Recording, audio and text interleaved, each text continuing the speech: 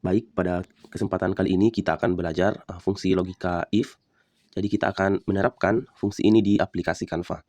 Jadi yang pertama kita lakukan, buka aplikasi Canva.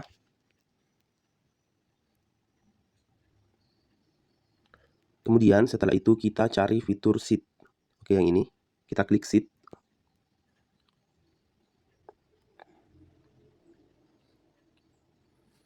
Oke, tampilan sheetnya sudah muncul. Jadi kita buat tabel nilainya. Jadi untuk kolom pertama atau kolom A, kita tuliskan nama siswa. Misalkan di sini kita punya 3 siswa.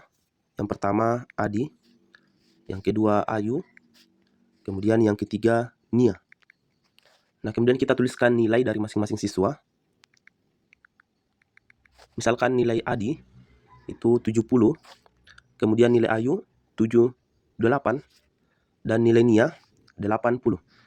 Misalkan ini adalah nilai informatika kelas 9. Nah, kita bisa menentukan apakah Adi, Ayu, Nia ini lulus atau tidak. Jadi kita bisa tuliskan di sini keterangan. Oke, kita bisa rapikan terlebih dahulu untuk tabel nilainya. Oke, kita rapatkan seperti ini agar lebih rapi. Jadi kita klik huruf kolomnya. Misalkan kolom B, kita klik, kemudian kita tarik ke dalam. Oke, seperti ini. Oke, kemudian kita bisa menggunakan fungsi if untuk menentukan apakah siswa ini lulus atau tidak.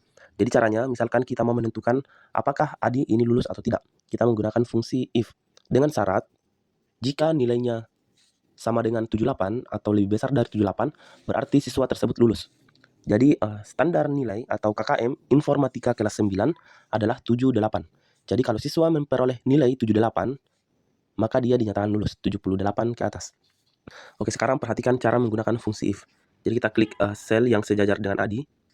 Kemudian yang pertama kita ketik adalah sama dengan. Kemudian kita ketik fungsi if. Oke, ya, ketika kita mengetik huruf i, maka akan muncul beberapa pilihan, ada if error, dan ifs.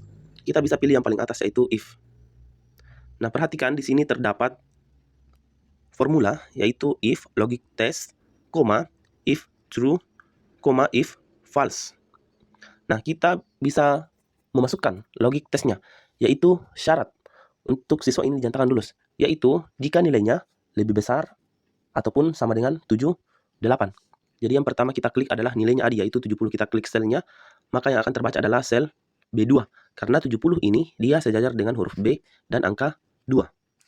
Kemudian kita masukkan logical testnya, yaitu logic test, yaitu lebih besar atau sama dengan 78. Karena standar nilai untuk informatika kelas 9 adalah dia memperoleh 78 atau lebih besar. Jadi logic testnya adalah kita tulis lebih besar sama dengan 78. Nah, ini untuk logic testnya, yaitu B2, yaitu nilai 70, lebih besar atau sama dengan 78. Kemudian setelah itu kita ketik tanda koma. Nah, setelah itu kita tulis bagaimana hasilnya jika memenuhi syarat, yaitu untuk if true. Jadi kita berikan tanda kutip, kemudian kita tulis lulus. Jadi if true, hasilnya adalah lulus jika memenuhi syarat. Nilainya 78 atau lebih besar dari 78. Itu jika memenuhi syarat atau if true. Oke, selanjutnya kita berikan tanda koma sesuai dengan formulanya. Oke, setelah ini kita tulis if false, yaitu tanda petik tidak lulus. Kemudian kita berikan lagi tanda petik. Kemudian kita tutup kurung. Nah, setelah kita menuliskan fungsi if-nya, kita ketik selesai. Oke, seperti ini. Oke, lanjut untuk nilai Ayu. Kita ketik sama dengan. Kemudian ketik fungsinya, yaitu if.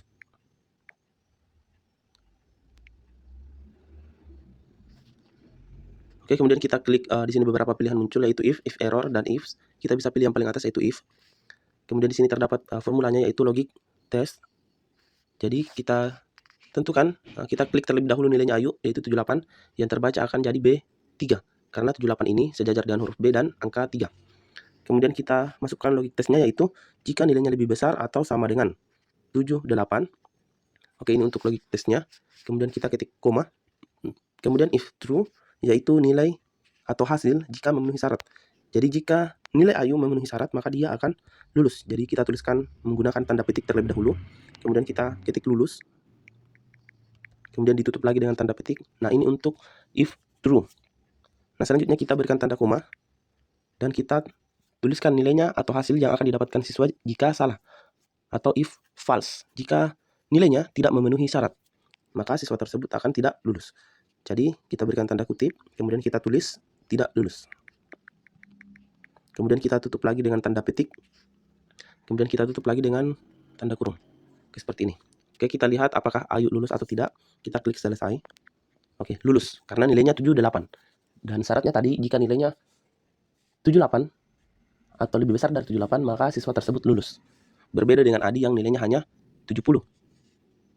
Sehingga dia tidak lulus karena tidak memenuhi syarat. Oke, yang terakhir untuk nilai Nia, kita ketik sama dengan, kemudian ketik fungsinya if. Kita bisa ketik yang tanda tanya ini untuk memunculkan beberapa pilihan fungsi. Oke, seperti ini. Kita bisa pilih yang if yang di atas sekali.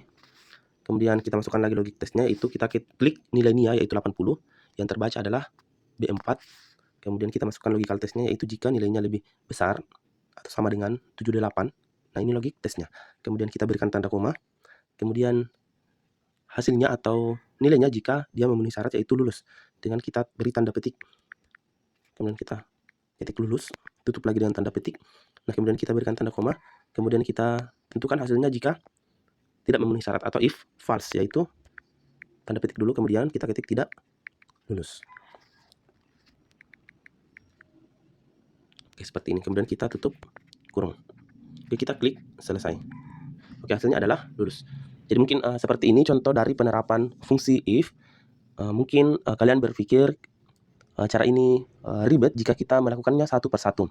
Tetapi jika kita menggunakan aplikasi seperti Microsoft Excel ataupun WPS Office, kita bisa mengerjakannya secara otomatis. Nah, karena kita kerjakan ini di Canva, mungkin fitur untuk otomatisnya itu belum ada, sehingga mungkin terasa lebih lama. Tetapi sebenarnya jika kita menggunakan aplikasi perkantoran yang lain, itu bisa cukup satu saja yang dikerjakan, kemudian langsung otomatis semua siswa bisa muncul hasilnya, apakah lulus atau tidak lulus. Oke, mungkin selanjutnya kita bisa unduh dari hasil yang sudah kita kerjakan. Jadi caranya kita klik share atau tanda panah ke atas ini. Kemudian kita klik download. Kemudian CSV kita ganti dengan XLSX. Oke, kemudian kita bisa download. Oke, selanjutnya kita bisa bagikan ke WA guru kita. Oke, mungkin cukup sampai di sini pembahasan kita mengenai fungsi if. Semoga bisa dipahami.